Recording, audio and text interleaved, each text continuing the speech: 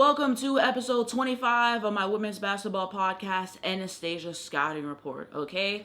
So this week I'm going to be talking to you guys about the Dallas Wings, the recent stretch, why I feel like we could be a first-round exit, Atlanta Dream's recent stretch, them getting blown out by the Las Vegas Aces at State Farm Arena, why that was a disappointment, how the New York Liberty are doing. I'll talk a little bit about the Minnesota Lynx and the Indiana Fever matchup, the trade deadline as well, and some other stuff. So it should be a good one. If you are new, I timestamp these episodes, so go down in the description so you can go to the parts that are most pertinent to you as well. And then I have a visual version of this on my YouTube channel, Anastasia25, where I have all of my graphics and things of that nature, and it will be linked down below in the description if you're listening Spotify, Apple, where you get your podcast. But let's get started. Okay, so first up, we talk about the Dallas Wings taking on the Atlanta Dream at home. Ultimately, the Wings lose this game 82-81. This was a heartbreaker. Oh my God. I love the promo photo with Angel and Paige though. Okay, so things you need to know about this game. First off, starting with Azzi Bud had a masterclass in this game, and that's why it just hurts that we lost. So she played 37 minutes, which is OD, but that's how good her defense is that he really can't rest her. And then she had 20 points, 3 rebounds, 2 assists, 2 steals. Okay, we love it. No block. 69.2% from the field, 9 for 13 shooting, 2 for 2 from 3, no free throw, and then she had 2 turnover, 1 personal foul, and 76.9% true shooting. Now, some things that stood out for me with Azzi in this game specifically, there was this steal that she had, was it on Jordan Canada, I think, and then she had that transition 3, beautiful. There was also like a kind of fadeaway moment or whatever, or like a midi that she had on Jordan Canada. I like that. That was a tough shot, embrace it, so I love that shot too. And then we have the Euro step that she hit in this game. And so, yeah, like, it was just so cool. And somebody literally made a tweet. They were like, Azzi had the most fundamental Euro ever. And did. And if you see the replay of that, it was really just a thing of beauty. And the entire thing with it, too, is, like, I feel like I couldn't even really bask in it because of how the game went, you know what I mean? But it was really cool, you know? And it's something that I said that I wanted to see Azzi do. I said I wanted to see a Euro, and we finally got that in game. And then we also have like fadeaway moments at times. I think there was like a one-legged kind of moment she hit in this game, so I would like to see the fadeaway more. I said that I would also like to see, I feel like I said transition threes at some point, but I love that she's taking them and just like continuing to do those things. I think like step back threes and stuff like that as well, like side step threes, which she has taken. So for me, I think that those are kind of just some things that I want to see her attempt more, and just broad in the bag. You know, we know she has a bag and stuff, and you know, it's great. The 1-2 dribble pull up for the midi has been something that's been great for her. And now Azzi Fudd is the fastest player in Wings history to reach 350 plus points and 50 plus 3-pointers made. Okay, so you love to see that. And she now has the most games by a rookie in WNBA history, 20 plus points and 0 free throws attempted. And she now is the 4th most by a rookie in WNBA history with 2 plus threes and 2 plus steals. And so, yes, things that you love to see. And then this was a graphic that they put on just all our accomplishments and everything. Top 4 among rookies in points, 3-point percentage, steals, blocks, and minutes. Talking about she won the 3-point contest. We talked about that last week, but love it. And then just saying like Azzi's 3-pointers and everything like that, and how she has more threes made through 3 quarters than all other players in this game combined. And then this was a moment which was so funny as well, but it was literally just her trying to listen to the Atlanta Dream huddle. So like, I thought that was hilarious, so I wanted to show that as well. Okay. So yeah, now is a really good time to say that I have updated Azzi's highlights. So if you do not know, if you're new, I have been making highlights for Azzi and for Paige this entire season. So I recently just posted her mid-range pull-up jump shots on my other YouTube channel, Anastasia Loves Hoops, also on the TikTok account. So yeah, I said I was going to wait till after the season to post a lot of the highlights and everything, and I'm still going to stand firm in that, but I hadn't posted in a couple months, so I wanted to do that. So I posted that for Azzi, and then I also posted that for Paige. And then I posted a video for Angel, her steals and her blocks so far this season to push my agendas there. So yeah, I have those things, but I've also did like the July field goals made for Azzi and Paige. I also had Azzi's transition threes so far this season as well. And then I updated her bag work compilation, which is everything besides her catch and shoot threes. And so yeah, I think I need to post Paige's threes, like the square format and everything for social. So I'm going to do that. And then I wanted to do like the layup packages for them both and everything. So I try to find like specific stuff to post and everything as well. And so I want to do like fadeaways and like stuff for that. So like I'm still thinking of different stuff to post on social, but the whole point of it is just because I like to post the compilation videos and everything and have everything in real time, and just to push my agendas for all W teams and like all defense teams and stuff like that for Paige and Azzi. And like I said, I just got the Angel thing posted. So yeah, that's on TikTok, Anastasia Loves Hoops, and YouTube. The YouTube is just the pull up middies for Paige and Azzi. I'm gonna wait until after the season to post everything else, because I just want one full video of everything, you know, not to have to post part 1, part 2, and then all of that stuff. But sometimes I'd be rearranging the clips and everything like that, but I do compilations for them and everything throughout the season. So I've been keeping up with it. Every game I go, I record the highlights, I put it together, and then every 5 games, and like these are the highlights from the last 5 games and stuff like that. So just something I enjoy doing, and I might start doing it for other players. I want to do a video, it's like all of Chelsea Gray's assists this season, so I will do that, but she has over 200, so like it'll take time to get that right, but I will post that and stuff. So it's just something that I enjoy doing. And like I said, I have an older account for that because I like an account that's just for that stuff, and also copyright and stuff like that. But those highlights are posted, so the links will be down below in the description for that. Anyways, that was a tangent.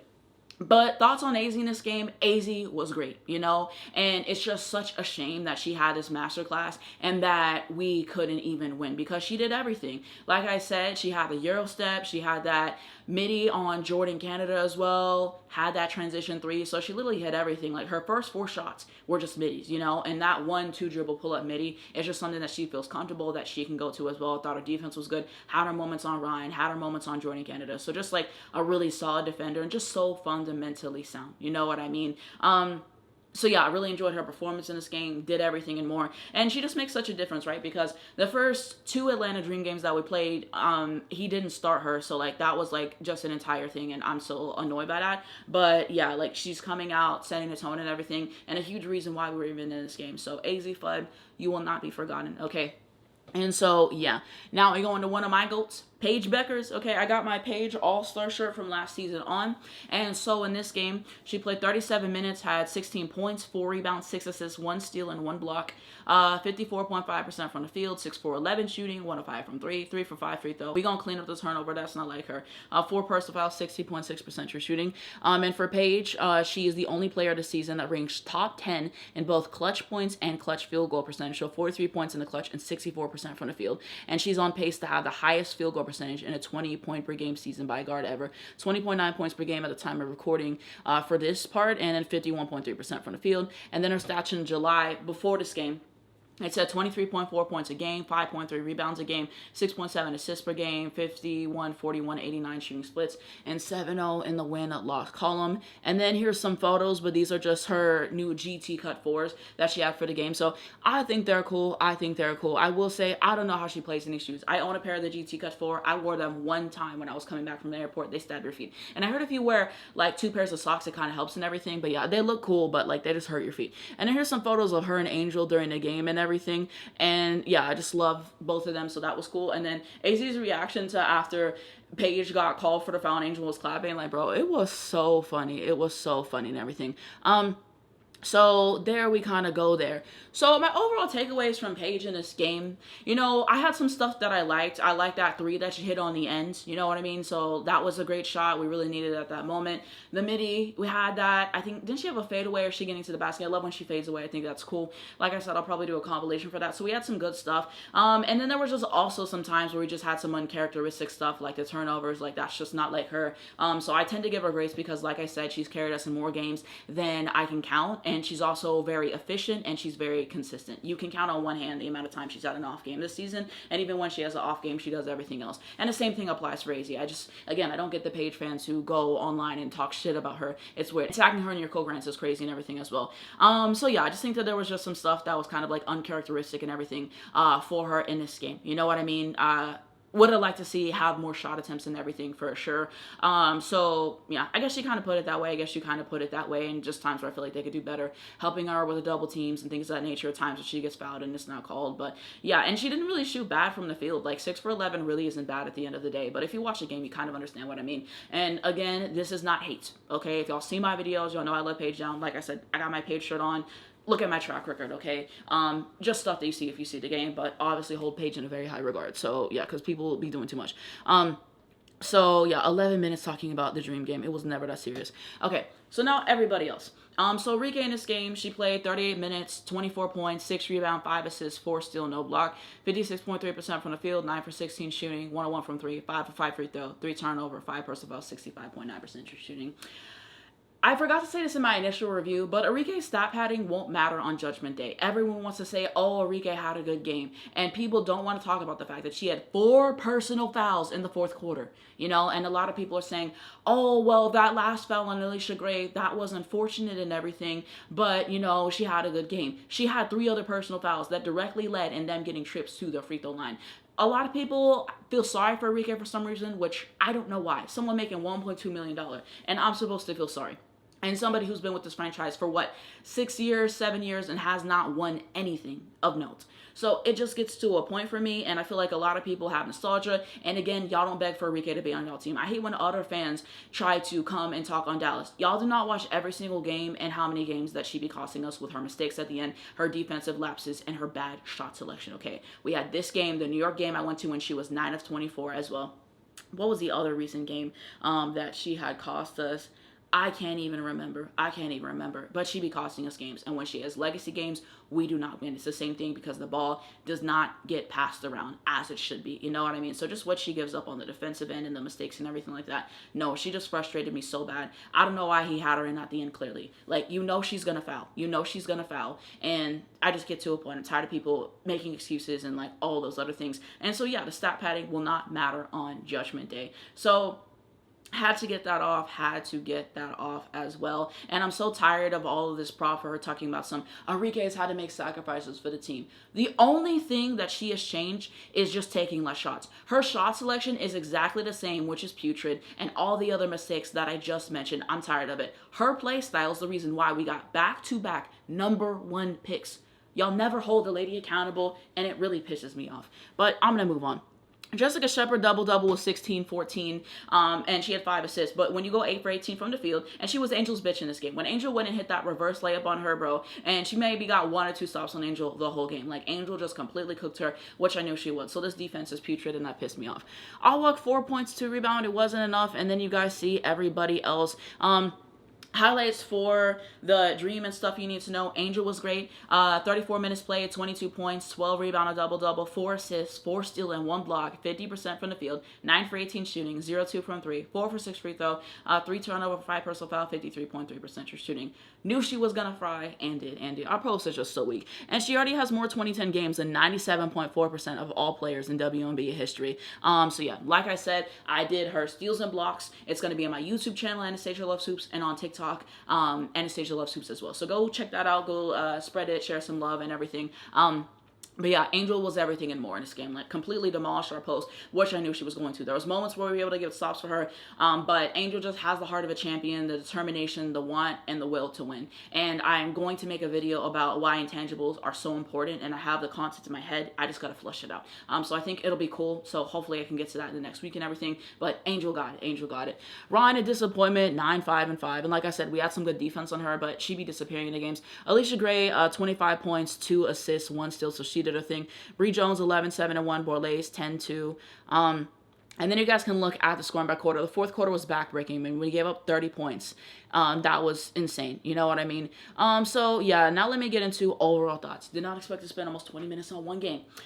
So the fact that we had the AZ Masterclass and couldn't win, that's what hurts me. The Masterclass got wasted. Like I said, love that Euro step. I don't know why we went away from her at the end of the game, because she had a great game and she was hot. I really liked her shot selection. I like how aggressive she was and decisive and confident. You know what I mean?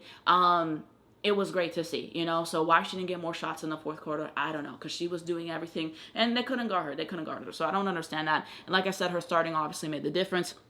And Arike selling with the 4 personal fouls, which I already talked about. Like I said, not Paige's best game, just some uncharacteristic stuff. But 6 of 11 isn't bad, I'll put it that way. And then Jess was Angel's bitch, like I said.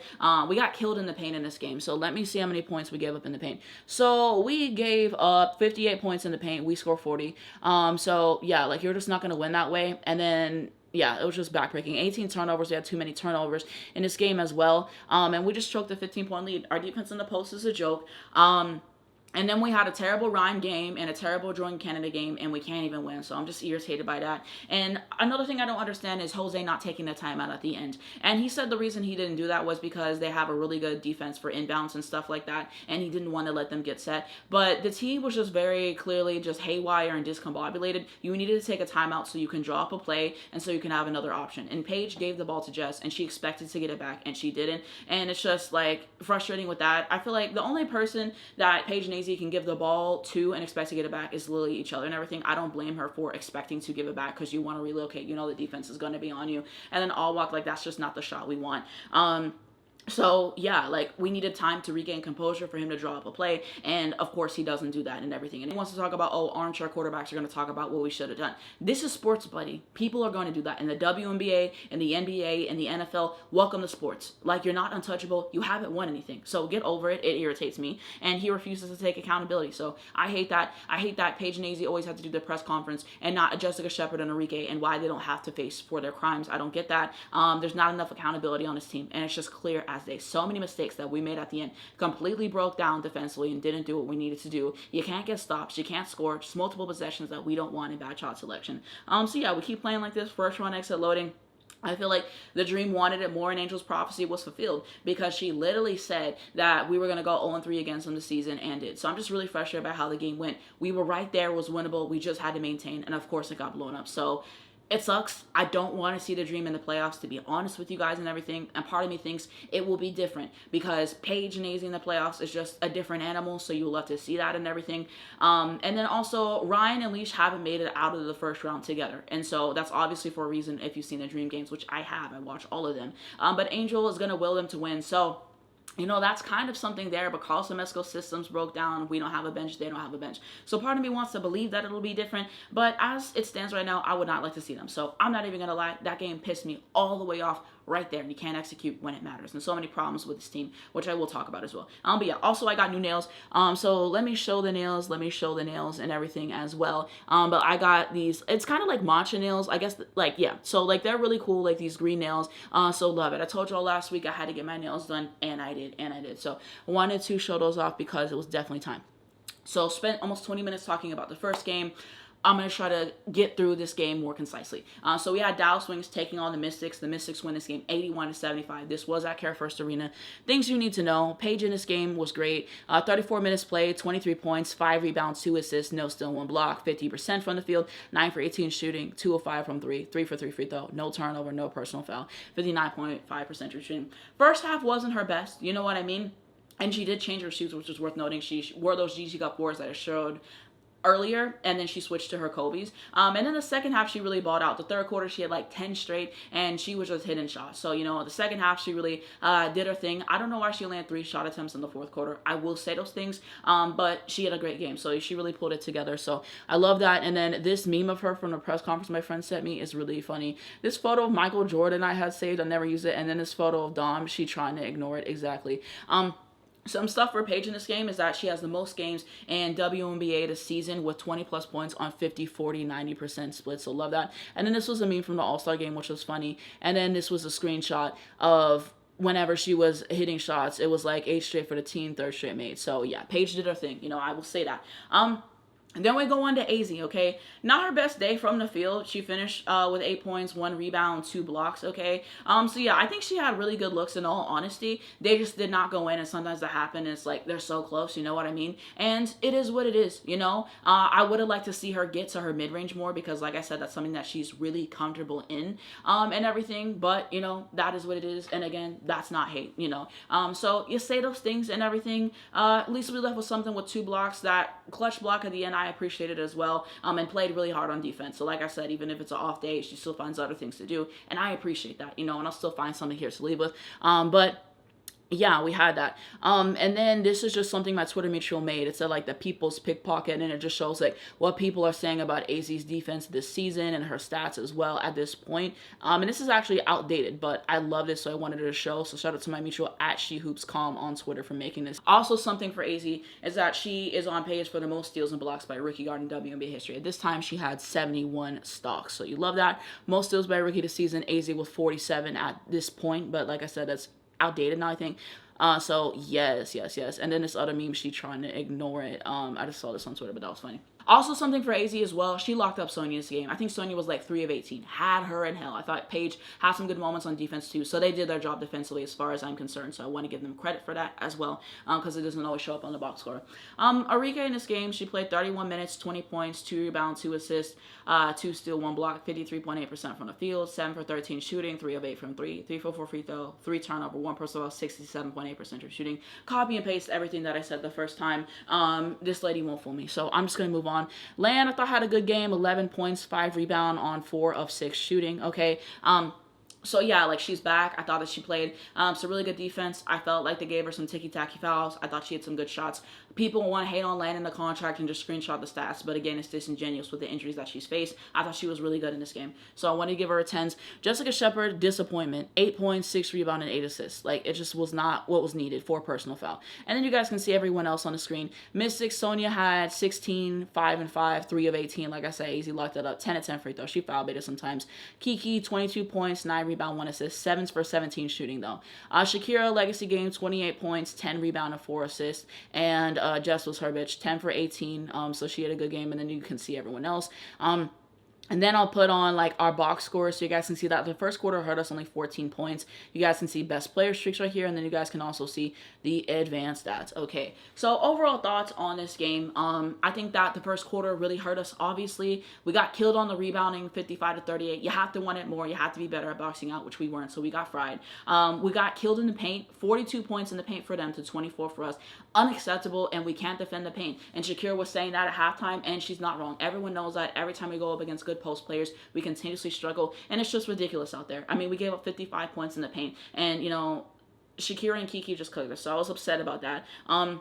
And then they figured out Paige in just 2-man games, so we have to have more counters for that. Obviously, why do we not have go-to plays? I feel like his rotations were awful and everything. It's like he heard the criticism that people were generally saying about, oh, these players don't play enough, so he just shoehorned everyone in there, and it's like they can't get into a flow when they're only playing like 2 or 3 minutes together, so it makes no sense. There's no roles, and there just wasn't enough hustle, you know, so it was just an embarrassing loss for us, so really frustrating because we were right there as well. Now onto the Connecticut Sun game, okay? This is the most recent game we've played at the time of recording, so the Wings win this game 83 to 63. So what you need to know, AZ had a really good game.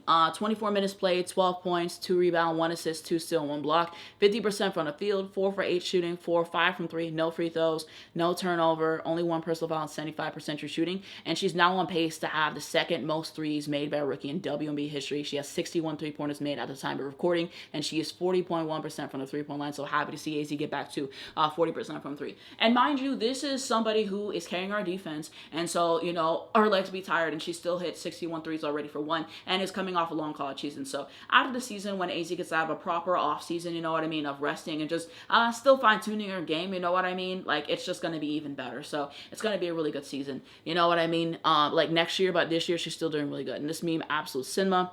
And she's now tied for the most games by a rookie guard ever with 2+ threes and 2+ steals. And she's the fastest guard in over 20 years to reach 25 career blocks. So, yes, wanted to show that. And then also with this game, she broke Arike's record for most threes made in a rookie season or something like that. They mentioned on the broadcast and everything. So, yeah, someone made a graphic for it on Twitter, so I will put it up. So, shout out to you. But, yeah, I thought AZ had some good stuff. You know what I mean? Getting some threes, it was good. And I really liked her defense. I liked the block that she had on Sanaya as well. Just a smart player, fun player to watch, easy to root for. So shout out to AZ. Paige in this game, not her best game. You know, I have it on the screen, her stats and everything. So, yeah, I think just, you know, sometimes you don't make the shots that you typically make. I think that happens. I think there's moments where they had good defense and they could do better helping her with the double teams, like I mentioned earlier and everything. So, yeah, and like I said, people hating on her for off nights, y'all are weird. You know what I mean? Like, this is against the Connecticut Sun at the end of the day, and people are talking about some fucking legacy defining a da-da-da. No one's going to remember this game in 10 years. I literally promise you that. I literally promise you. It is one game, okay? Because, yeah, like, I'm sorry, like, Paige is not a stat pattern. Paige has never been a stat pattern. If y'all want to go be fans of stat patterns, go be a fan of Olivia Miles or go be a fan of Caitlin Clark. Y'all say that y'all are Paige fans, and then y'all want her to be the antithesis of who she is. It is one game. Like, y'all are just so dense. All of these think pieces, like, shut the fuck up. I swear to God. So I had to get that off. But this is most points through the first 2 seasons. So Paige already has 1,253 points and 63 games played, and she's with the likes of Tamika Catchings, Brianna Stewart, Cynthia Cooper, and Simone Augustus. Okay, so just really special company that she's in. Okay, so want to appreciate that in the history she's making. Arika in this game, 15, 5-5, fake ass game, she can't fool me. Jessica Shepard, 15, 9-2. So decent game, but still have moments I don't like. Odyssey, 9 points. At least she had 2 assists to AZ. You see everyone else. City of Norman win, shout out to her. I love City of Norman and her game, y'all know that. Diamond Miller Legacy game, 22 points, 4 rebound, and 2 steal. This mean nothing. Kennedy Burke, 14 points, 7 rebound, 1 assist. Then you guys can see the advanced stats and everything and how we kind of did there. So yeah, I kind of want to have that. I got to get back to that stuff later. So my overall takeaways on this game, I'm glad AZ had a good game, and you might be wondering why you're praising, AZ's game and not Enrique's game and da-da-da. The way that AZ and Enrique get guarded is just different, you know what I mean? They make her work for pretty much everything that she gets. And it's, something where she's going out of her way to making sure that she's cutting and, getting looks and stuff, you know what I mean? It's just different, and Enrique's left wide open. So that's why this new Enrique streak, cannot fool me, and I'm tired of praise. So I'll get back to that at a different point. So yeah, but at the end of the day, Brittany Griner was injured in this game. So, she didn't play. I think had she played, I think it would have been a tighter game, kind of like it was the first time. And they also shot terribly from the field. Let me see their advanced stats from the field. So they shot 23 for 6-7 from the field. And mind you, it's kind of skewed because when you take the starters out and everything like that, but they shot terribly from the field. So that's really why we won the game. So I can't really take it seriously. I want to see how we perform in the next Mystics game and everything, because the first time, that was just embarrassing. So we'll see if we have any answers. We'll see if we perform better. Hopefully we can shoot better, because I'm pretty sure we shot terribly from 3 when we played them the first time and everything. So yeah, take this game with a grain of salt. It was a nice win. We needed the win. But at the end of the day, we need to play better, subsequently. I think there was some good stuff we did with sharing the ball more. He ran some new sets, some good moments on defense, but you got to see that apply to the other stuff is the point. Also, Lance started in this game, which I think was necessary. I think it was time. I think Awak's inconsistent, no shade, and I think she's better off the bench. So I think she had more to give. So yeah, I thought that, Lan shot wasn't great in this game. I'm not going to hold you, but I thought she had some good defense. So I'll put it that way. That was kind of my overall takeaways on the game. And then he basically said that they ran new sets like I was talking about, and that there's going to be a lot of stuff that they put in during the World Cup break and everything, and that they've been good at attacking 4 against 3 and everything like that. And also that he believes that Enrique is not getting the respect that she deserves for playing in her new role. Maybe this is just propaganda so we can trade her in the offseason and everything, but absolutely not. I just wish he would bench her more, which he doesn't. But nobody want to hear that shit. Nobody want to hear that shit. So it very much just irritates me as well. And something else I'll talk about right here really quick is literally the fact that he basically said it doesn't matter that we don't have a hierarchy. That was the gist of what he said, because he was like, oh, people are wondering why, we have these guys taking shots here and like how many shots people get, and he's trying to say that it doesn't matter. And that's exactly why we're in the position where we're in, because you literally said accountability, trust, and truth. That was your mantra coming into the season, and you have really done nothing of the sort besides saying there was selfishness in the locker room early in the season. That's literally it.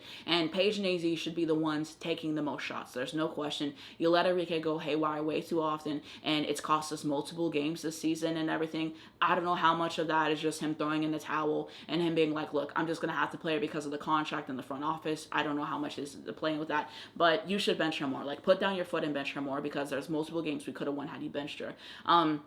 And it's just really frustrating. It's just really frustrating with that. But there has to be a hierarchy. And I just feel like, no shade, in the future, we're going to need a better third option than Jessica Shepard. You know what I mean? It just gets to a point. There's times where I feel like she be taking too many shots, and the ball's just not in AZ and Paige's hands enough for how good they are. And it's like, I like that you could see, setting more screens, and you could see AZ being used as a screen in the last game and stuff like that. And AZ and Paige are really good screeners, so I would like to see that more, and just stuff like that, and just us getting more creative. So I hope that that's something that can help us in the second half of the season and things of that nature. But they got to get the most opportunities, especially down the stretch. And I said this in one of my reviews, but we played all the hard teams for the most part at the beginning of the season. So it's like, now we think we don't have to work anymore, and you got to do what you can, and you got to get it done, and you have to want it more. It doesn't matter who you play. On any given night, you could lose. There's definitely some teams who will beat other teams, and it's like, how to do that. The Mystics literally beat the Aces, and the Chicago Sky beat the Aces. If you don't show up on your end game, you can lose any game. You know what I mean? So yeah, we'll see kind kind of what happens and everything, but those are some things worth the nature. But it just irritates me how Jose continuously takes no accountability, and how you did the bait and switch, because you talked about how you don't want to see people taking shitty shots and things of that nature. And what is happening right now? Like, there needs to be a hierarchy, there needs to be clear defined roles, which we don't have on this team, and they're just making things way harder than it needs to be. And the use of timeouts and challenges and everything. So I don't know. We'll see how he does the rest of the season, but I feel like he's regressed, and I've lost a lot of confidence in him, and we'll see what happens next season and everything. Part of me still wants to see him and how he would look without Enrique on the team, because I feel like in the offseason, she's got to go. She really does, for one. At least she should go if we were serious as a team. And, with some new additions, so I kind of want to see what happens there, because he kind of is limited in a sense, the fact that we don't have a bench. Like, you can tell that he doesn't trust the bench, and with having to play Enrique, so I kind of would like to see it, but there's something in me that's also saying he's not our guy, and this is really just a transitional phase, and that eventually we'll finally get the coach we need to win championships and everything. But I don't know, just the tape and what he's been doing like the last month and some change has really pissed me off, and he's fumbled some games we could have won. So those things irritate me and everything. So I had to get that off. Really quickly, I just remember this. I'm going to have to edit this in earlier on. But somebody basically asked me my thoughts on, Jose's offense, how we use Azzi as a decoy sometimes and everything like that. Obviously, I feel like we should get Azzi involved more in the offense, you know what I mean? And the whole decoy stuff, everyone's figuring that out. It gets old. So, just get her more looks, you know what I mean? And hopefully we're starting to do that with more screens being set and things of that nature. But Azzi should obviously have a bigger role than she does now and everything. And I just think some of the stuff with the offense, it's like it's gotten stale and it's predictable. Same thing with the defense. So I still do stand on we could bring a defensive coordinator, and we got to shake up things more with the offense, and the ball should be in Azzi's hands more, of course, and everything. So there's that. And also I'm really excited for Azzi this offseason specifically, because we have the whole Project B thing that she's going to do, and I think that she's going to just take that time to have moments and expand her bag and everything. Also, just hope to see her getting more reps as a ball handler, and how she will develop into a secondary ball handler for us. I think that that's going to be really good, and all of that. So I'll definitely be catching that and everything as well. But it's my takeaway there. But now let's move on to talking about the trade deadline really quickly. So this tweet, it said, trade deadline about to hit and Dallas hasn't done nothing.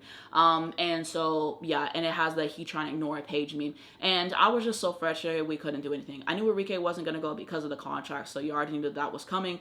But at the very least, I was thinking maybe we would move on from Maddie, from Lee, from Zaza, and stuff like that, and get some better pieces for the bench. I wonder what the asking price for Betnaja Lenny Hamilton was. I really do. Maybe they wanted a first-round pick, which we weren't giving. And again, you can't expect certain things when you do not play her in the games. You clearly don't value her to some degree and everything, and that was done.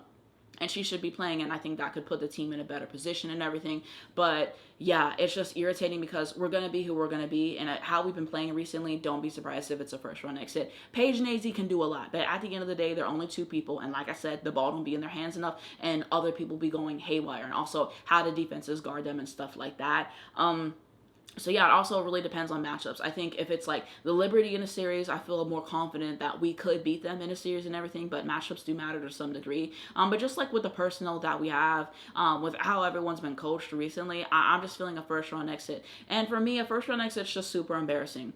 I would be okay with us having a second-round exit in the playoffs, to be honest, because for me, this entire year was just supposed to be a transition year, in a sense, because last year we didn't make the playoffs. I don't expect us to go from not making the playoffs to winning a championship. That's just unrealistic. It would be one thing if we had a championship team and somebody got hurt and we didn't win because of that, which we didn't. We only won 10 games. Also, something that I just want to add here, right, is I am okay with a second round exit because I already had my expectations set before the season had begun. I had us winning like 20 to 22 games. A lot of people can't say that, you know what I mean? And so obviously I think that we're going to get there. But like I said, a first round exit is just so embarrassing, you know what I mean? And so I would rather lose in the second round than have this Cinderella run, get all the way to the finals, and then lose. You know what I mean? I hate to see it. And it's like, I'm an NFL fan, right? So I would rather the team lose in the AFC Championship game than get to the Super Bowl and lose. And for context, I'm also a Chiefs fan. I like them on the field. Off the field, they can go to hell. They dumb as hell, and they have rocks for brains, obviously.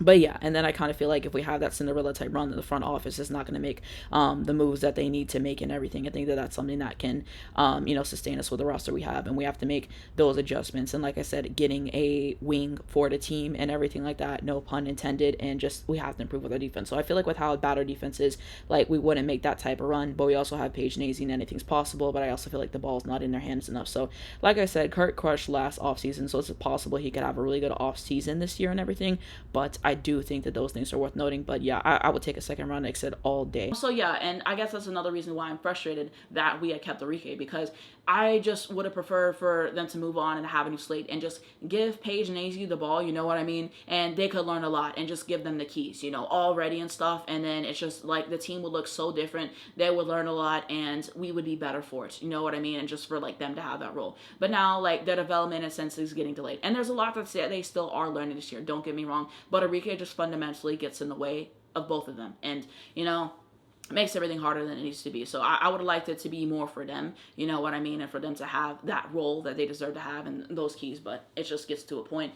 So there's that. Like I said, at the end of the day, eventually we're going to need a better third option than just like a Shepherd and everything. The defense is just so bad, and we'll see what happens. I think everyone plays better without Enrique, so you'll see what happens next season without Enrique, and hopefully Land gets fully healthy, but we do need a true small forward at the end of the day, and the fact we didn't get one at the trade deadline or do any moves was just disheartening. So it's just so upsetting, and maybe teams didn't want to play ball, maybe he had stuff he wanted to do, and they felt like, you know, they were giving up too much, or they wanted us to give up more. I mean, who knows? But I just hope he crushes in the offseason, because I feel like the past offseason, for the most part, was good. But yeah, the biggest thing is trading Enrique. You know, if we can trade Enrique, get a solid defensive wing, and fix the bench, those three things are really what we need to do. But trade Enrique has to be at the top of the list. And so, yeah, I just think it was so dumb we gave her the contract and everything. And at a certain point, you're going to have to accept that Enrique is not worth the capital that you think that she is. You know what I mean? I think that on some level, they think that she's worth, you know, multiple first-round picks or certain stuff that people aren't going to give up. I feel like the contract situation did us in, and nobody wants to take that. So we just have a lot to deal with. But I'm just upset we didn't do anything at the trade deadline. So that was the point.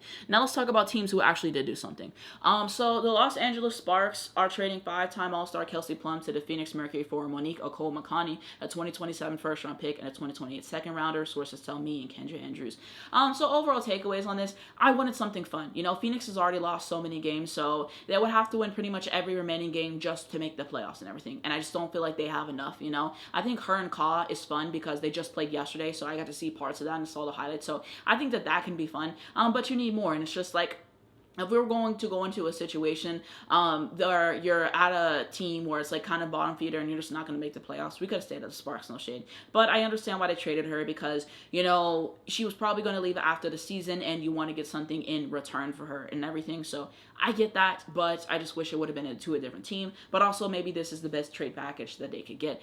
So yeah, and Kelsey Plum got asked, are you going to stay after the season? And she's very non-committal. If I'm her, I'm leaving after the season. I'm leaving and I'm going to an actual contender, because the whole point of her getting traded and why we wanted her to leave was so she could go to a good team. So it went from carrying to carrying. At least she has some guard help in Ka, because she didn't have a player that was as good guard-wise, you know, on the Sparks and everything. But yeah, I don't know. We'll kind of see what happens. I think she makes the team more interesting, but I just think it's kind of diminishing returns at this point, you know. So yeah, I think it's also kind of funny how she's her own doctor in a sense, and she's always giving her health updates and everything, and like not even the coach or whatever. But yeah, I think she's a fun player. I love Kelsey Plum. She's one of my favorite players to watch in the league and everything. So you see what happens. But if I'm her, I'm definitely booking it after the season. Also, I hate that she wore number 0. I hate the number 0. I really do. But you know, I just wanted something fun. I think the Valks are full to not give up a first-round pick for her. I really do. And people are like, oh, they didn't want to trade her because she might leave after the season. Kelsey Plum is talented enough, and she could get them to a championship, I feel like, or at least in that contention. It's worth it, you know, to punt on next season, in my opinion, for that. And the fact they didn't do that cowardly, I feel like the Mystics would have been a better spot because Sonya would have had guard help. So, you know, they didn't do anything, but I think that the Sparks got a good return for her. And then the Toronto Temple have acquired Anissa Morrow from the Connecticut Sun in exchange for the rights to Maria Klindikova and a 2028 second-round pick. My takeaways on this, I'm not really that surprised at it happening, to be honest, and everything, because it's an entire thing of she was always out every other game for reconditioning, basically. And you want to secure the tank for Juju. You know what I mean? Imagine going and winning meaningless games at the end of the season, just like the Washington Mystics did, 2 years ago when it was time to get Paige, and that's why the coach got fired, and nobody talks about how they messed up that opportunity. So I think, you know, that's kind of why you do it and everything. You know, I kind of feel like they got fleets in a sense. I feel like she's worth more of a first-round pick or a better player. But hey, that's me. I think she's a good player. I think there's problems with her shot selection at times, and also, you know, the defense and stuff at times. But I feel like when she's good, she's really good. You know what I mean? I think that those are the teams that she has to hone in on, but I do like her as a player, and I think the Tempo, you get to go to a better team, you get to go to a better situation, so, you know, I think it'll be fun, and she plays tonight, so I don't know if I'm going to watch it and everything, but, you know, I do like it for her in that sense, and I get why Connecticut Sun, you know, kind of did that and everything, so yeah. I will say this. The fact that we only had 2 trades by the trade deadline, I was like, really? It was just really underwhelming, to be honest. I woke up to the Anissa Morrow trade, and then I was up late, like I always am, and then I saw the Kelsey Plum trade, and I'm just like, that's all that happened. I was hoping for more. I was hoping for some bigger splashes, you know what I mean? And so, like I said, the fact that the Valks did not give up that pick to get Kelsey Plum was dumb, especially after I just watched the game, and I might talk about that more next week, but they don't have excellent shot creators over there at all, which Kelsey Plum is, and they just don't have enough offense, basically. And so to not trade for her, I thought was dumb. The fact that the Mystics didn't do that, and then they're going to go and probably get Madison Booker, like, we're just not hungry for that at the end of the day. Like, teams say that they want to contend, and then you have a star like Kelsey Plum and you don't do it. And like I said, she's talented enough to where she can get you all the way there. I really do believe that, especially with the team the Valks have and the new punt on it. So, like, I'm just irritated by that. And she would have been good in Atlanta, and I talk about that later on the Atlanta section, so I won't go on that too much and everything. But yeah, just so many more trades I wanted to see made. And like I said, with the new CBA, like my friend told me, it's more difficult. But I don't know. So I just wonder what these teams are going to do in the offseason, how many 1-year or multi-year deals we'll see signed and everything. So hopefully we see a lot of movement in the offseason. But man, I was really hoping for more. And 2 trades, and that's it. So we'll kind of see, but excited to see like more teams coming into the fold. And also a lot of these teams, their bench production is terrible, so how they get their better with the bench and the stars and everything, I don't know. I just like a splash. I don't follow the NBA heavy, you know what I mean? Like, I have YouTubers I'm subscribed to who talk about the games and everything, so like I kind of view it from that lens, and like I'll see parts of games, and like I'm on Twitter, like I keep with it enough to know what's going on there. But like this off season, they made a big splash. You got the Kawhi thing, and they're still investigating that. LeBron signed to Philly. I'm trying to think like what else happened. LaMelo Ball's going to Minnesota as well. Like they made splash after. Giannis is going to Miami finally. Like they made splashes. That's the point. I just wanted fun with the trade deadline, and I feel like I didn't get that. Now we're going to talking about the Atlanta Dream in the recent stretch. Okay, so they just played the Seattle Storm. This was July 31st, and they won this game 98-89. Big 3 stats. Angel played 38 minutes, 21 points, 13 rebounds, 2 assists, 2 steals, no block, 41%. Ryan 35 minutes played, 9 points, 2 rebounds, 5 assists, 4 steals, and 3 blocks, 23%. Terrible stretch from Ryan recently. Naz Hillman 18 points, Jordan Canada 10 points, but she was 20% from the field, 9 assists, and then she had like 6 turnovers or something. Jordan Canada has had like 13 turnovers from the Dallas game and into this game, and then last game I think she had 4 turnovers. So 17 turnovers in 3 games. It's terrible for the sport, this stint that Jordan Canada's on, and that's why they should have traded her. And I really would have liked Kelsey Plum to come to this team. Her and Angel, the synergy there, she's elite. She likes to pass to the post, but no, you want to stick with Jordan Canada. And part of me feels like they couldn't make it happen because you gave up 2 first-round picks to get Angel, which I think was worth it. But that's just a side tangent. Alicia Gray, 16 points, 3 rebounds, 2 assists, 2 steals, a block. For the Seattle Storm, Natisha Heidemann, 23 points, 5 rebounds, 5 assists, 2 steals, 1 block. Dom, 16, 13, 1 steal, 1 assist, 1 block. Awa, 8 points, 9 rebound, 1 assist. Ezzy, 12 points, 1 rebound, 1 assist, 2 steal. My overall takeaways on this game, the Atlanta Dream is just not a serious basketball team, you know what I mean? Because they basically almost let the Seattle Storm come back in at the end. Ezzy came back in, and she gave you some really good minutes, and she was hitting some threes and stuff like that and had her moments. So yeah, they weren't serious for that. Angel's really the only one I can trust on this team, which I'll talk about a little bit later and everything. So you kind of have those things, right? And I just feel like I'm pretty sure this was the game where like the defense was really good in the first half, and then the second half they kind of just got away from it and they just let Seattle do anything. I thought Angel was smart, making Dom foul her and just attacking her over and over again and getting buckets on her. And Dom is kind of like Kiki Iriafin in the sense of like if you kind of just keep going at them and whatever, if you're smart enough, they will foul you and you'll get to the free throw line.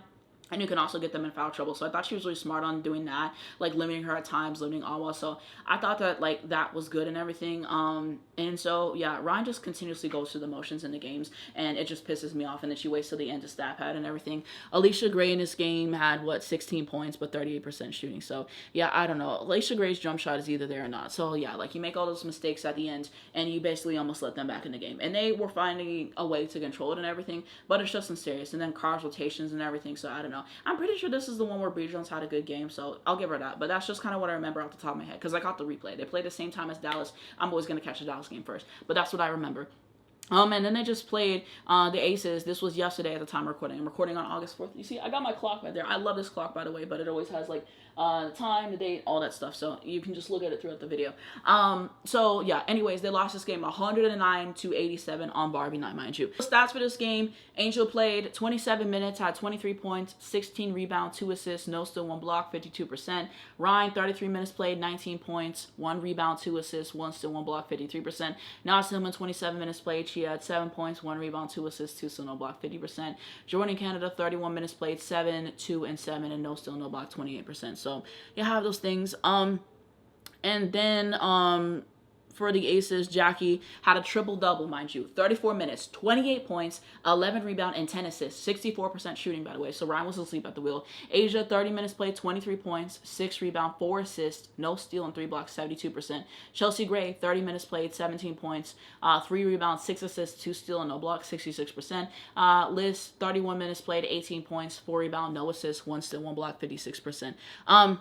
So yeah, my overall takeaways on this game: Angel's the only one who consistently wants it and will do whatever it takes to win because she has the heart of a champion, and who gives a damn on his team. I'm sorry. And somebody said this, but it was like, our wins are just Angel deciding that we won't lose or something like that in the fourth quarter or something. And I would heavily agree with that because she did everything that she could in this game. You know what I mean? And I will say, I really like the midi that she hit in this game. I want to see her take 4 or 5 of them a game. It really irritates me, the fact that Carl banned that from his offense. And I don't know why he is just skipping to her taking threes. And she made 2 threes. I think it was in like the Seattle game or something like that. So like, I thought that was cool. And I feel like she should take them, obviously, like 2 a game. I think that that's good. But, you know, just not having her consistently take the mini and develop that, it's dumb. And I think that if she had that in her arsenal, it would help her a lot, because you see how she gets double or triple teamed in the paint and the coverages that she gets. So if she had the mini and she didn't have to go to the paint all the time, and they respected her from there, it would make her life a lot easier. But he doesn't want to have that for her. So yeah, it's just irritating how Angel did everything that she could and no one was interested in helping her. Like, what is she to do? What is she to do? You know what I mean? Because even in the fourth quarter, she was doing everything to will them back. And she had like 7 points. And in the fourth quarter, I mean, because she had 23 overall. And then Carl subs her out. Why would you do that? She was bringing them back so much. So Angel had to come back in off the bench and everything so they could maintain the lead. So I just don't understand that. She just does everything in her power that she can. And this is how she's rewarded. Every time she goes on a run, Carl subs her out. She doesn't have consistent help in the post with the defense, the rebounding, or anything like that. It's just like, Angel, go get it done. And the fact that he doesn't play through the post enough, because it's literally a fact of like, he tries to go through Ryan and Leash the whole game, and then whenever they suffer, it's like, Angel, go win us the game. Just play through the post primarily and everything, because Angel wants the ball in those moments. Angel wants to come through, and Angel's not scared of the moment, and Angel doesn't choke in the moment, okay? You know, and everything. And Angel can go and she can have an off night offensively, but best believe she's going to do everything else that she can, you know, with rebounding the ball well when she had 16 rebounds in the game, with playing really hard defense, and just doing whatever she can and bringing the juice and wanting it. And nobody else wants it bad enough like her. And it just frustrates me. And I really wish that she would have gone to my Dallas Wings, because, you know, Paige and Azzi, they wouldn't have let her down like that. You know what I mean? Like I said, even when they have off nights, they come through and they do other things, and what she could have provided us with defense and just everything else that she provides offensively, double Barbie and everything like that. So yeah, and I just feel bad for her, because this was literally Barbie night. This was a tribute to Angel. Angel just got the Barbie doll with Mattel and everything, and this was supposed to be a celebratory night for Angel. And not only do you not show up as a team, because only her and Ryan were in double figures, by the way, it just kind of feels like you give up and you don't give a damn and you don't play defense and everything. And Carl, like, he just does not get enough for how bad of a coach he is. So this was just humiliating for her. And she made a tweet saying thank you to everyone for coming out. Everyone came out, y'all. Flo, Millie came out. All the celebrities. Anaya from Love Island came out to support Angel at the game. And this is how we perform. Also, when people said it's no shade, but having Barbie night against the Aces, Lord, just a tough matchup, you know what I mean?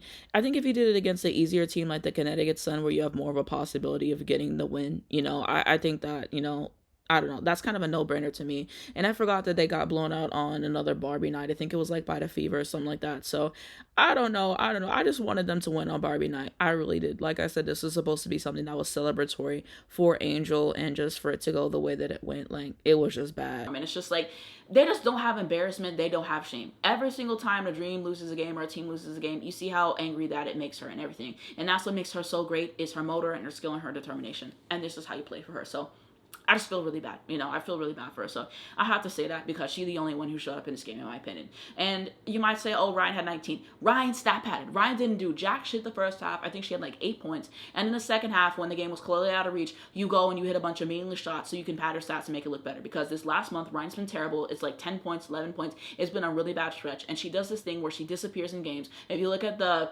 Sparks game when she just set screens the whole game and was not aggressive offensively at all. Like, no, absolutely not. So she's not fooling me. And defensively, she didn't do her job either because Jackie had a triple-double in the game. So where the fuck were you at? Like, no. And Chelsea Gray had a good game too. So again, where were you at? Like, she's supposed to be one of the best defenders in the league. And yet, what do? And that's why all these talks for her defensive player of the year, this and da-da-da-da. I'm not vibing with it because you don't show up consistently offensively and defensively every single game, every single matchup, every single time she plays Caitlyn. She Caitlyn bitch because she does not care in that game. And she can't guard her at the end of the day. She can't guard her. So if you don't show up in the marquee matchups or you at the very least don't try, I don't get it. So I don't understand the media's obsession with Ryan Howard. Can she be really good offensively at times? Yes. Can she be really good defensively at times? Yes. But she's not consistent and she lets the team down and she'll never be a number one option. And the Dream's never going to win a championship with her and Alicia Gray as the focus. They don't have the mentality like I'm going to go get it out the mud like Angel does, and they're both too inconsistent offensively. They don't want it bad enough. They don't have shame in their heart. And that's what really pisses me off about both of them. Alicia Gray was terrible in this game. Straight up. It was just bad. The jump shot's either on or it isn't, and it wasn't. And then she just goes and she foul baits the whole time and it gets annoying. And then all the flopping and all the whining. I don't want to see that. I don't want to see that. She got hurt in the game. I wish her the best. And then she came back in. She shouldn't have came back in and everything. But she was terrible before that. No shade. So it was just terrible. Jordan Canada, like I said, her last 3 games have been a disaster. It's been awful for the sport. I wish they could have got Kelsey Plum. So it is what it is. And with this team, there's no cutting, there's no IQ, there's no heart, and there was no defense in this game. It's supposed to be one of the best defensive teams in the league. And where was the defense of the game? And this is why I say that we are the Atlanta Dream Super Bowl. I forgot to say this when we had played them. But they don't play nobody else as hard as they play us. I swear to God, like I said, I watched all these games, I see what's going on. Then you want to defend, then you want to pass the ball and have better ball movement and everything. Because where was that at? And they live and die about a 3 too much as a team. Then 3s weren't going in. I think they had 50-something points in the paint, but you should have had more, and you should have been better passing the ball. Banning the mid-range is not helping you and everything.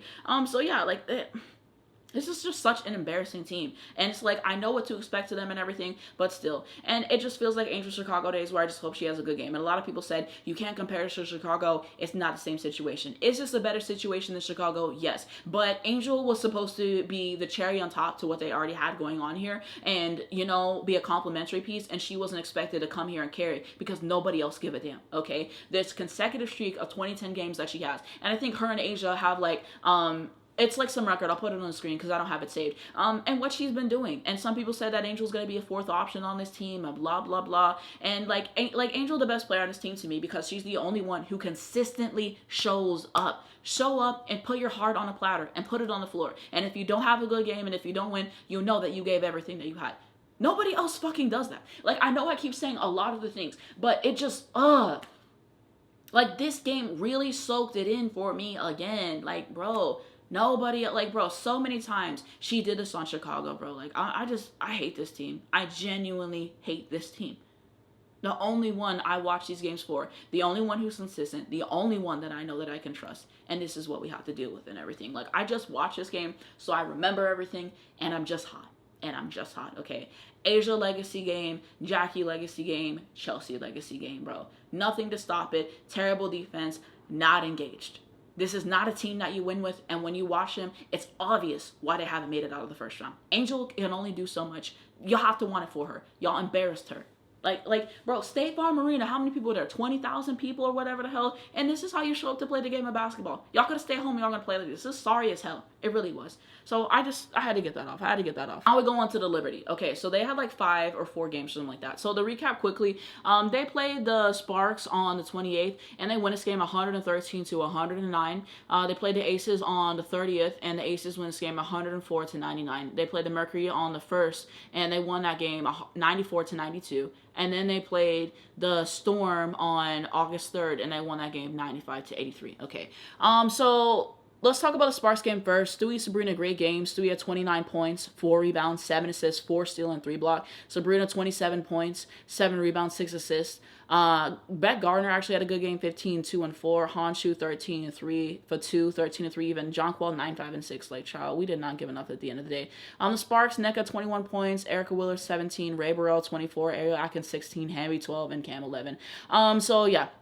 Thoughts on the game. Only reason they won is because Stewie and Sabrina had really good games. You know, they just give up too much on the defensive end and everything, and I just don't know what they're doing at that point. So, yeah, they really played in this game, and you should have pulled away sooner, but when you give up what they give up on defense and everything, and when you let the Sparks come in this game more than they should have, like, that's kind of what happens. This was without Kelsey Plum, you know, before she got traded and everything, by the way, so that's what I remember. The Aces game, like I said, the Aces won 104-99. Stewie had 26 points, 11 rebound, 1 assist, 3 steal, and 1 block, 50%. Anastasia, 21 minutes, 19 points, 1 rebound, 4 assists, 2 steal, and no block. Sabrina, 29 minutes, 15 points, 4 rebound, 5 assists, no steal, no block. Jonquil, 28 minutes played, 8 points, 7 rebound, 5 assists. She was 18%. Terrible game. For the Aces, Jackie, 29 points, 2 rebound, 9 assists, 2 steal. Asia, 33 points, 10 rebound, double-double, 6 assists, 1 steal, 2 block, and Chelsea Gray 16, 3, and 4. Okay. Overall takeaways on this game. Stewie's the only player on the Liberty that I know that I can trust. Everybody else is just so streaky and inconsistent. And Sabrina was such a disappointment in this game. And she was efficient, but there's just multiple times she's not aggressive enough. And I know that she always was Crystal Marco about how she wants to be on the basketball more. Okay, then make it happen. Take the ball and say, this is my shit. And be more aggressive and take shots. Like, she's been in the league, what, 6 years, 7 years? Like, at a certain point, you got to make it happen for yourself. Because Stewie, they don't run stuff for her in any of the games. And yet she finds a way, she cuts to the basket, she takes the ball and she puts it on the floor and she gets it to go through the hoop. She gets it done, you know, and I'm so tired of people trying to say that, you know, Sabrina's just the best player on this team and that this is her shit and da-da-da. If you want to view Sabrina as the franchise player, if you want to view her as the face, that is one thing. But at the end of the day, Stewie's the best player on his team, okay? And people acting like Sabrina was the reason why they got the championship and why they have anything is disingenuous. You take Stewie off this team, where's Sabrina getting you? Okay? Like, let's keep it real. Sabrina is not consistent. After that streak that she went on last season, when she had all those 30-point games, and I got fooled and I was like, oh, she should be first team, and then she fell off of a cliff after she played the Connecticut Sun. I can't take it serious. I can't take it serious. Like, I know she had, like, a stretch right now, but this game was a disappointment for me. It really was. And when she gave up on defense, Jackie hit her first 3 or 4 shots right on Sabrina's head because she cannot defend a cone. And I appreciate that she tries, but it just gets to a point for me. It gets to a point for me,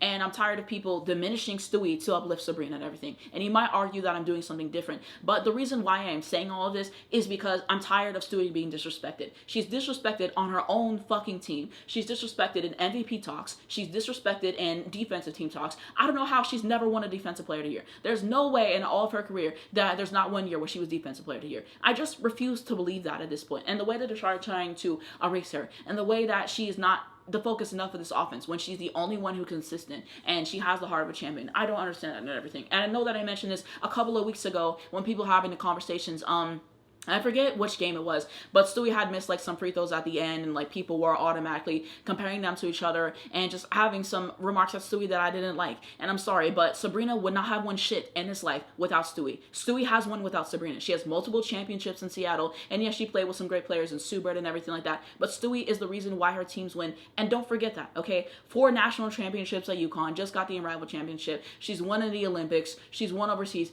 Everywhere Stewie has been, she has won, and that is because of her and because of what she brings every single day, offensively, defensively, with the rebounding. So stop all this fucking bullshit talking about some Sabrina the best player, this is Sabrina's team, and trying to discard Stewie. Then have Stewie off the team and see where Sabrina gets, because without her, she didn't win anything. Stewie came to this team and won an MVP and was a part of it. Like, bro, it's just so disingenuous, the talks. It really is. It really is. Like, y'all cannot be serious. I watch every single Liberty game, and Stewie shows up 9 times out of 10. And the 1 or 2 times that she doesn't show up, she gets raked across the coals. You got to make the free throws, and she has missed some clutch free throws. I can admit that and everything. But I give her grace because she's always doing something and she's always showing up for the team. And Sabrina, she bails her out all the time, all the time. I didn't even expect to go on this rant, but the talks recently have just pissed me off so badly and everything. And to be clear, I think Sabrina is a good player, right? Let me say that. I think that she's just inconsistent offensively. It's like the same things that I talk about with Rike. She's either on or she's not. She has a good streak traditionally, but like I said, I know that she'll disappoint me, and she can't play defense at the end of the day. One thing I like is when her shot's not going in, she can facilitate for others and, get others involved, and, that she seems like a nice lady, and she has a team attitude, and that she can be clutch. I think there's good things that she can add to her game. But we're talking about best player. Don't ever say that she's better than Stewie, because that shit pissed me clean off. And I really didn't expect to go on that rant, but I just had to get that off my heart.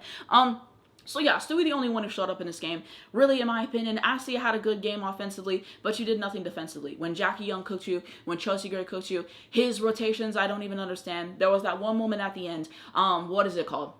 Whenever it was like an out of bounds and Asia clearly lost the ball, so that technically should have been New York Liberty ball, and people were arguing that the Liberty got, hold on that call, for lack of a better term. But at the end of the day, the Liberty still would have lost that game. They really would have. The amount of mistakes that they were making, the turnovers that they had was backbreaking. They weren't putting together good possessions. They couldn't get stops on the defensive end. They were giving the game away. Jackie was hot in that first half. I'm pretty sure this is the one. Asia first half was not good. It was not. And that whole thing where we weren't getting in the paint on Jonquel enough, and in the second half, she switched it around. She got in the paint, she was aggressive, and she scored, and she took over in that second half. And they could not stop the lady, okay? So, yeah, like Chelsea Gray still had 16, 3, and 4. They didn't stop the big three. You got to stop the big three to win the game, because nobody else is really going to beat you. Liz might step up, but who else they got on the team? Cheyenne Parker-Tyus, Dana Evans, Kirsten Bell, like, let's be for real. So that's what just irritated me, is you had your opportunities to win this game, but you go away from what working and you sub in your bench at terrible times, and you're stubbing out two of your top starters out at the top of the fourth quarter. Like, what do you think is going to happen? What do you think was going to happen? Like, they were going to find a way to sell that game. Like, I just really don't know what to tell you at the end of the day, but it was just on my heart, so I had to get that off. And then next up, like I said, they won 94-92. So Sabrina in this game, 27 points, 7 rebounds, 10 assists, 1 steal, double-double. Jonquel, 16, 9, and 5. Stewie, 14, 11, and 2. Honshu, 17, 6, and 1. And then for the Mercury, at this point in time, DeWanna Bonner, 25 points, 7 rebounds, 3 assists, 2 steal, 1 block, 52%. AT, 17 points, 6 rebounds, 2 assists, 7 assists, 2 steal, no block, 58%. Ka, 25 points, 2 rebound, no assists, 1 steal, no block, 53%. And so, yeah. And so my overall takeaways on this game is, I feel like they started off pretty good, in the game, and then it gets away from them yet again. You get the Mercury get back in the game, and they really almost sold it at the end. Let's talk about whenever Ka got that turnover off of Sabrina, because Sabrina, just was caught off guard, and then that went into the DeWanna Bonner 3. Very close to selling the game, and you shouldn't be in dogfights with the Phoenix Mercury at the end of the day. Know you have some injuries, but y'all got to play better than that, and Chris as a coach better than that. So, that was the gist of that game. And then it was a Storm game I just watched. They won 95-83. Stewie, 24, 8, and 6. Jonquel, 27, and 2. Sabrina, 18, 2, and 5. Anastasia, 12 points. Flage, 25 points, 3 rebounds, 3 assists, 3 steal. Heidemann, 17 points, 1 rebound, 7 assists, 2 steal, no block. Malunga, 17 points, 6 rebound, 1 assist. So there we go there. My overall takeaways on this game, again, they were unserious, bro. They let the Storm back in after they went on a dominant run in the first quarter, child. They were not serious. They really were not serious. So Stewie, always going to get her points. Respect her. Jonquel had 27 and 2, but it doesn't feel like it. It really doesn't. And just times where I think, did she have 10 threes in this game? She takes too many threes, and she coasts. Sabrina, 18, 2, and 5. I feel like they've done a lot of an effort to get Sabrina in rhythm and going early in the games. I thought she had some nice stuff in the game. The critiques that I still say apply. Like I said, I do like Sabrina even, but it's just those talks irritate me. I got to get me a pair of the Sabrina 4s because I would like one. I have my Sabrina 3s. I like them. So, yeah, I had to get that off. But, yeah. And then Flage legacy game, so she had a really good game. So shout out to her. Anastasia Heidemann doing what she could. Dom, I just think we have some troubles with processing at times. I don't think she can dribble. I saw this during whenever they played the Dream, and she thought she had the space to dribble and get it off. She lost the ball completely, and then she turned it over. It's just she can't dribble. Don't ask her to dribble in the half court. She's more of a play finisher. Does not have to be a bad thing, but I feel like they're asking her to do things that are just not in her skill set. And can you develop those things? Yes, but I also feel like she doesn't know how to use her body in a way, you know what I mean? She's like 6'6", and it's like you got to be able to do that, and you got to be able to utilize your skill set better. I don't know. Awa did not have a good game. I forget how many points she had, but the jump shots just weren't falling. And when you have an aversion to getting into the paint, you know, those things happen. I say the same thing about her. I think she had 9 rebounds in this game still, but she still doesn't rebound high enough. The IQ of the defense not there. And so, yeah, in this game, and I agree with people, but why not try to start Awa, Dom, and Azzi as well? You know what I mean? I said I'm not an Awa shooter, but they drafted her, so it just is what it is. But it's just like they really should have just done something better with the post players, because Awa can shoot outside, but she can't post up and she can't defend. And then Dom can shoot inside. Her outside shot is kind of iffy, and then she just fouls too much. And then Azzi can play defense, but her offense is inconsistent. So I don't know. I think sometimes you should go big. You know, I get why she started Azzi for this game, because you're playing Stewie and Jonquel, so you want to have more of a presence in the post. And Awa ain't played well in the game, so, you know, let's put it that way. But yeah, because I don't know why Jade Milburn still starts, because she's terrible at the end of the day. And you're already starting 2 guards while you're having a 3-guard lineup. You feel like the Dallas Wings. So I don't even get that either. But yeah, I think the Storm had a lot of turnovers. I just think the turnovers, the shot selection and stuff, and the personnel is not good enough, and it's hard. And it sucks for them, because you're not going to be able to get like a top 2 pick, which would really help them, because the team was really good. And it's based on 2-year records. So they're just kind of cooked with that, and Sonya can't coach. So I don't get that, but yeah. Now, really quickly, let's talk about Indiana and the Minnesota game. So basically, Minnesota won this game. What was the final score? 108-100. So overall takeaways on this game, you know, how did the big three do? Kelsey Mitchell, phenomenal in this game. She played 35 minutes, had 37 points, 1 rebound, 3 assists, 1 steal, and no block. 66% from the floor. Great game for Kelsey Mitchell. They cannot guard her. She had like 23 points at halftime. And just imagine being a WNBA player and knowing that Kelsey Mitchell is your assignment child. I'm calling out. I cannot play in the game. She's so shifty. Her first step is so explosive. She can hit the 3. She can hit the mid-range. She can drive to the basket. Like, she's just so hard to stop. She has counters for everything. She's been on like a 20-point streak for like her last 14 or 15 games. And how does she get rewarded? Because they just gave Caitlin Eastern Conference Player of the Week when Kelsey Mitchell has been better than her, and Kelsey Mitchell's the best player of the team. The way she gets robbed is ridiculous, and I can't wait till she actually goes to a good team, because the Fever fans hate on her so much because she's better than Caitlin. But she had a great game, you know what I mean? And there were some times where I felt like they should have went to her more even, because they couldn't stop her, you know what I mean? So yeah. Caitlin, 34 minutes played, 19 points, 1 rebound, 10 assists, 1 steal, no block, 44%. She had her double-double in this game. I'll give her that. I do feel like her mid-range game is getting a lot more consistent, and I think she should have stayed more in the mid-range in this game, because she hit like 3 or 4 of them. They're going to keep leaving you elbow, not the elbow. You have to take them, right? But then it's like she tried to force the 3 too much, and I get it's like what you're known for, and I get you take a lot of them, but, you know, it wasn't the time for that. I think she was like 2 of 9 for 3 in this game, and she really saw it at the end, because you missed 2 threes back-to-back. She had that turnover to Aaliyah Boston as well, and she sold. And every single time it matters, she's always going to have a turnover in the clutch. I always tell y'all that. And she did not come through with her shots. And you should have got in the mid-range, or you should have got to the basket, and maybe you got to the free throw line. So that was dumb. Or you could have passed the ball, or you could have passed it like, bro, like brick, back to back to back. The threes were not falling. So she had to be more with that. She still can't handle the physicality of this league, and she still can't play defense. Olivia cooked her in the game. And so yeah, like it just was what it was. Courtney Williams cooked her. Courtney Williams cooked her the whole game. But when you have criticisms of Caitlin, here go to CCC, here go to CCC. So yeah, I think that multiple things can be true. Also, she got away with the push off, and that should have been an offensive foul, but they never called up her, and they let her get away with it. Aaliyah Boston, 33 minutes played, 15 points, 8 rebounds, 7 assists, no steal, no off, 50% from the field. There's some moments that she had that was good. I think that Aaliyah Boston has really good footwork objectively. That was the one, I think she like turned around, hit a midi or something like that on Natasha Howard. Natasha Howard could not guard her in this game. So I think when she doesn't do that elbow stuff, I think she's a good player. You know, like I said, I personally feel like the contract extension that she was given with the $6 million, I think it was worth it. Because I think that her back to the basket game is really strong. She can hit the midi at times, and her 3-ball is really improving, and she's really good on defense. Every single time she has a game where she plays Asia, she performs really well against her and stuff. So I feel like that's invaluable to have in this league, and good post play is important objectively. So yeah, but I feel like there were some times in this game you had easy layups and you just missed them, and sometimes where you didn't get some stops and you could have. So there's some stuff I like, but there's also some stuff I feel like was disappointing, and also sometimes where I feel like they should go away from her and she should have more shots. So I don't even get that, because Caitlin should have took less. For the Lynx, Olivia Miles, she played 32 minutes, had 28 points, 4 rebounds, 6 assists, no steal, 1 block, 78% from the field. Objectively, she had a good game. I feel like they don't make it hard enough for her in the games. I don't know why people don't trap her more. She does not like ball pressure. And no point guard is going to like ball pressure at the end of the day, but I think she's really bad at handling it. And she'll turn it over and she'll take them shots and she'll make bad reads at the end of the day. I think even a lot of her passes are bad shots and are into traffic, and a lot of people are not capitalizing that and turning that into turnovers for her and getting steals for themselves at the end of the day. So as the second half, they started pressuring her more and they turned that into turnovers and they were able to convert. So why didn't you do that the first half? You're letting her take wide open threes. You're letting her to get to the basket with ease and everything. I don't know. And at the time, I feel like defense is not allowed to guard her. And I've said this before because everything is a free throw and everything. And sometimes, like, she be selling and all that stuff, the calls and all that other things.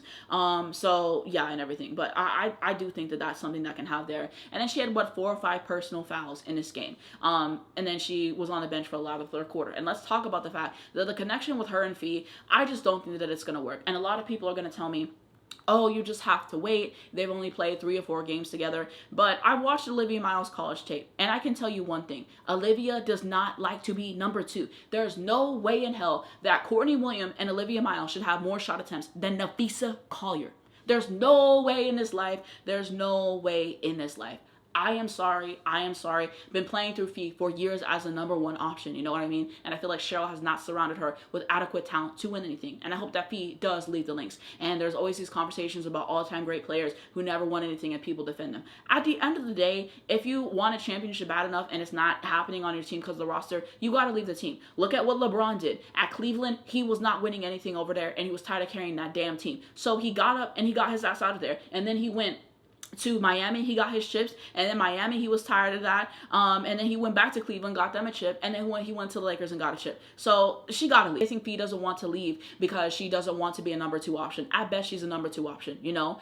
So yeah, and I just feel like there's multiple times where Olivia's not getting her the ball, and she's ball hogging in the games. And you might say, oh, Olivia had how many assists? She had 6 assists. 5 of those assists were in the first half, mind you. I swear, like half the time she don't even be passing until she get double teams, you know? So, I don't know. I just think long-term there's going to be a power struggle. And Cheryl has basically said that this is Olivia's team and everything. So, yeah, I feel like obviously this season you want to maximize what you have with Fee. And you want to see if you can get that with a championship or anything, which I don't think they will. I think Olivia is going to shoot them out of games in the playoffs and everything. And then they're not going to win and that they're going to break down because they do that every single year. And we'll see what happens. Maybe I'll be wrong. But, you know, just with the recent history and especially what I saw last season. And I know that Fee got hurt and everything. And then things would have been different if she was healthy to some degree and everything. But we have to talk about those things. So yeah, I be having my critiques and everything. And people are like, oh, you're just an Olivia hater. I was not an Olivia Miles fan when she was in college. Look at my podcast episodes and look at my videos. Her game just doesn't wow me and everything. At the end of the day, I think that she's a good basketball player. You know what I mean? And I said she would come into this league and average like 15, 5 and 5. And I think that she has stuff that she can be good at. And I just think that there's some stuff that she's limited at. Like the fact that the bag's not really there for 1. And then for 2, she's terrible on defense and she gets cooked. And I feel like Cheryl's doing a good job with her system and everything. To kind of hide some of her deficiencies, but I do think that everything will come to a head. So that's kind of my point. I feel like multiple things about Olivia Miles can be true at the end of the day. Yeah, she's a good basketball player, but here's some areas where she falls short. But whenever I say that, I'm the bad guy for saying the truth. Anybody with eyes can see what I'm seeing. So I don't even know. Some of y'all just blinded, but I went on too long of a rant. Courtney Williams, 34 minutes played, 27 points, 4 rebounds, 5 assists, no steal, no block, 60%. Had a good game. Again, she should not have more shots than Fee, because 20 shots, child. But she could Caitlin. Fee, 31 minutes played, 18 points, 8 rebounds, 7 assists, 1 steal, 1 block, 46%. I feel like for the context, you know, it was good for her. I forget how many touches she had in this game. I think it was 13. She might have been 6 of 13. But her only having 5 field goal attempts at halftime is the problem, okay? And it's just multiple times where it's like they forget about her. Where she's open at the 3-point line and we're not passing her the ball. When she's there in the post and she has a mismatch and we're not passing her the ball. And so they can go and they can be selfish and everything. Fee is a consistent player. Fee is a player that helps you pull away in the games. How soon do we forget? Also, something that's worth noting is that it's extremely telling, in my opinion, that in order for Fee to get looks, that Olivia had to be subbed out, basically. You know what I mean? I just feel like there is a power struggle, like I said, and like you either play through Olivia, I feel like, or you play through Fee, and I feel like their games are not compatible. Like, I don't even know. I just feel like she should be able to adjust to Fee's game, and I don't know. And there's some adjusting Fee's gonna have to do to a degree, but yeah, because Fee literally had 5 field goals attempted at halftime. And then she put Olivia on the bench in the third quarter and everything. And then Fee goes, and then they're like finally going to her and everything. And I think she ended with 13 field goals attempted. So for me, like, that's very concerning. You know what I mean? And it's just like, you know, you have to respect Fee's gravity and everything. But I just think when they play through Fee, they pull away more because she can get her shots in the flow of the offense. Like, she'll get a shot, Courtney will get a shot, Olivia, and then going back. You know what I mean? So I think that way can work. Whereas Olivia, I kind of just feel like it's like Olivia, and I feel like the ball doesn't really move and it gets sticky and everything. And I feel like the ball be moving more when she's not in the game. So yeah, just the fact that she has to get subbed out in order for Fee to get involved in the offense is very troubling for me. Okay, and I just think that this is something that's gonna persist. But I don't know. I just get irritated by it. I can definitely see Fee leaving after this season. We'll see what she wants to do. But like I said, I hope she goes. But I didn't. Like, I just remember this whenever it was the game in the playoffs on her birthday. I think that was game 2 when they lost. And the Minnesota game when she had like 20-something points, 30-something points last season, and they lost because nobody can help her. Like, it just gets to a point. And I just hate to see Fee calling for the ball continually for her to be ignored and everything like that and not be utilized. And what's going to happen is Olivia's going to shoot them out of games in the playoffs for most of it, and then they're going to try to get Fee involved late in the game and pass her the ball and everything. And then it's just all going to go to hell in a handbasket and everything. So Fee's gravity is clearly there. They have to respect her to guard her because look at what she's put up in her career. But it just irritates me because I feel like she's underutilized, and Cheryl wants this to be Olivia's team, and you're never winning a championship with Olivia Mile and Courtney Williams as your primary backcourt. So we'll see what happens this season and everything. I know they're on a win streak right now, but those things do come to bite. And let's talk about how they gave up 100 points in this basketball game. Their defense is slipping. Nobody wants to talk about it, but I will. Because the Phoenix game also, they gave up 100 points. They gave up, 90-something points to the Aces as well. They're slipping. And I feel like Cheryl's not coaching as much, and she's just giving everything in Olivia's hands. And that is where things come back to bite. Okay? You know what I mean?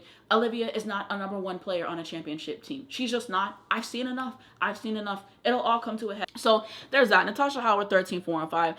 Overall takeaways on this game, basically, the reason why the Fever lost this game, they had more turnovers. I think it was 12 turnovers to 8, which is probably still under their average, but still too many. They got killed on the rebounding. Okay, so that's a problem. They also got killed on transition points, and their defense was terrible. So at the end of the day, with those 4 things, that's why they don't win. And the momentum shifter should have been when Olivia fouled Kelsey Mitchell on that 3, and that's when they should have got it together. But you turn it over in the clutch. You can't make any of her shots. You can't get stops. I don't know why she didn't play Raven more in the game. I feel like she would have been able to get some more stops on Olivia, and they should have started double teaming Olivia in the first half. But they didn't do that. And you only have 3 good players on this team. The power forward position, Monique Billings, what is she giving you at this point? Lexi Hull, I mean, let's be serious. You trot them out there every game, and they give you nothing. You have no bench. So, I mean, that's really it for me. Why the Fever lost this game and why they continue to win games. Yes, their big 3 showed up in a certain sense, but I mean, Caitlin was still under 20 points. So, you know, there's something there that does come back to bite in a sense. Lee Boston had her moment. So, Kelsey Mitchell really was the main one who showed up and everything. The other 2 kind of had moments of disappointment, but especially Caitlin at the end. So, yeah, like I said, I don't think Stephanie White is a Hall of Famer or anything by that means, but I feel like sometimes she gets unfairly blamed for how bad the roster construction is of this team when you only have 3 good basketball players on this team, okay? And I forgot to say this earlier, y'all know I'm not a Caitlin shooter, so, yeah. But that's kind of what happens there and everything. So I don't think they'll ever win anything with this core. And I do think Kelsey Mitchell moves on after the season. I'd be really surprised if she stayed because I'm pretty sure they have to pay Caitlin after the season with the epic extension and with her getting the first team in her first season. So yeah, all those things come back to bite. But the defense by the Fever is genuinely just so bad. And they had a streak where they scored 100 points in the game. But it don't mean a damn if you're also giving up 100 points in the game. So yeah, I think there was moments where this game was entertaining. I think in the beginning, it was just really quick and fast paced and it was fun. The second half, you know, it was kind of better. But yeah, both teams didn't really play defense in the game. You just kind of hope the other team missed shots. So there's moments I like, and this was one of the games where you wish that both teams could lose. But I have to get that off. So I think that that's kind of just overall takeaways there. Also, something to be clear with the Fever at the end of the day is Caitlin has a lot of the same problems that I talk about with Olivia as well. So I mentioned this before, just about how turnover prone that she is. And Olivia is very turnover prone as well. Terrible defense. So a lot of the same problems definitely go there as well. So I just really don't see Caitlin winning a championship unless you just have her on an absolutely loaded roster because of all the deficiencies that she has and just the ways that she hurts our team. You know what I mean? So I have to say those things as well because I feel like that's something important and worth noting. So yeah, Olivia has the better team and everything as well. I could see people making an argument that Olivia is the better player and everything. I feel like Caitlyn is better as a playmaker than Olivia. I will give her that and everything, and they're both very turnover prone. So I will give her that one thing. I think Olivia's better at driving to the basket and everything. Maybe has more of a bag, but I feel like her bag can be a lot more extended because 90% of the time it's just the same thing. You know what I mean? And so yeah, I wonder how next season's going to be for her because the defenses are going to have a year of tape, and we'll see how the officials, adjust and everything. And with that, and also with Caitlyn as well, a bugaboo for her is literally just the fact everything going on with the FIBA organization right now, Sophie Cunningham's transphobia, and etc. And so with that, I think a lot of people don't want to play for the Fever and how Caitlyn acts, and you don't want to miss a layup and be called slurs, So they're not getting good free agents when you're only getting like Monique Billings and things like that. So you're gonna have to build through the draft. But the tricky thing is they're not getting lottery picks because they're not a lottery team anymore when you have back-to-back number one picks and they're able to win enough games. You know what I mean? So you're gonna have to build through the draft. And that just takes time because free agents do not want to go there, at least the ones you're trying to get. But I mean, that's the tone that you set. The WNBA just being so complicit with all the homophobia and transphobia and racism that comes out of the FIBA organization and that the fans spew because they think that it's growing the game. You're not helping the game. And Caitlyn being silent in that, I don't respect it. And people might say she doesn't agree with Sophie, and you're not coming out and saying those things are not right, and also stop using my name for homophobia and everything else that people use her name for. She knows, and at the end of the day, either she doesn't care or I don't even know what the other reason is, but she's not speaking up, you know what I mean? So that's just unacceptable to me as well. So they're not going to be able to get free agents. The Lynx are going to be a better spot that people are going to want to go to more and everything. So yeah, but like I said, I do think Caitlyn and Olivia kind of has some similarities on some on the court stuff, what they're good at, what they're not good at, and everything. So yeah, like I said, they're not my type of player. I think I can acknowledge what both of them do well. But yeah, also the media propaganda for Olivia, it just be nauseating at this point too, because they act like there's no other good players on this team and everything, and just the way that people talk about Fee and everything, and the way Lynx fans are, y'all always talk and talk and talk, and y'all front run. Go win something. You know what I mean? So like I said, y'all know that I love Fee. I'm not watching the Lynx games consistently just because I don't like the vibe of the whole team and all of this front running and things of that nature, and with the Jumbotron situation with Azzi. So those things were sore spots in my opinion. So I will catch some of the games. I'm not going to watch all of them, but I always will check out Fee highlights. I will always be an Afisa Collier fan. I hope that she goes somewhere different. For some of the reasons that I stated, she's not really prioritizing this offense anymore, which I think is a shame. So that's kind of some takeaways. Yeah, that's going to be it for this week's episode. Excited to keep making these episodes and kind of just see what happens in the future with the season and everything, the playoff teams, the matchups and everything. And I did make a whole dedicated video just talking about the matchups that we can see right now, the playoff push and things of that nature. So just excited to see how that shapes out. We have the FIBA break, so we'll kind of see what happens there in college and just everything that's coming up. So just enjoy making these podcasts, enjoy making my videos, trying to make more, trying to be sharper, trying to do different concepts. But yeah. Now for this week, my album of the week is going to be Ariana Grande's new album, Pedal. Been listening to it on repeat. Hope that she gets better with the health because that's concerning, and that's what I'm going to say there. But really like the album. Favorite songs is going to be Pedal, the song is so good, Big Feelings, Kiss Me, Hate That I Made You Love Me. I know it's a single, but it fits really well in the album. And then Never Get Over Me. So those are my absolute favorites on the album. So that's going to be my album of the week. I know I do song of the week, but the album was so good that, I just had to appreciate it and everything. So yeah. And then also I wanted to give you guys my social media, so I'll put them on the screen. Thank you guys so much for 3,000 followers on my Anastasia Scouting Report account on TikTok. Means so much to me, you know what I mean? Put a lot of time into that every week, trying to make more videos for you guys, thinking of new concepts. For the fact that we hit 3K just means a lot. That was a really big milestone for me. So just trying to do my part, make videos. Appreciate it so much when you guys say that you enjoy my videos and everything. And the community we have is really special, and I don't take that for granted, so thank you. And that's the account where I do all of my game reviews and things of that nature. And then on Anastasia 250_, that's the one I typically go live on, but I'm trying to do more lives on Anastasia Scouting Report. So I think I'll kind of do that, but yeah, still thinking of new concepts. But that's my TikTok accounts, and everything else will be linked down below, so you guys can follow me on there, so you guys can check that out and everything as well. And so we have that moment there. But yeah, that's going to be it for this episode, though. Really enjoy doing these podcast episodes and everything. And I'm glad I was able to film like Monday last week and then Tuesday this week. So I'm going to try to have this out before the Dallas Wings game. So I just really got to lock in and editing tonight. But thank you guys so much for supporting. If you enjoyed this episode, give it a like down below. It helps me out a lot on YouTube algorithm. I very much appreciate it. If you hit the hype button, it just helps me out a lot and it pushes the video. So I'd appreciate that. Comment, let me know what you think of my thoughts and everything as well. I went on a tangent about Dallas and I forgot to properly end it. But again, thank you guys so much for the support. Hopefully I will see you guys next week in my next podcast episode and everything. But I'll be back regardless. Have a great week. Let me know what y'all think of everything. My socials will be linked down below.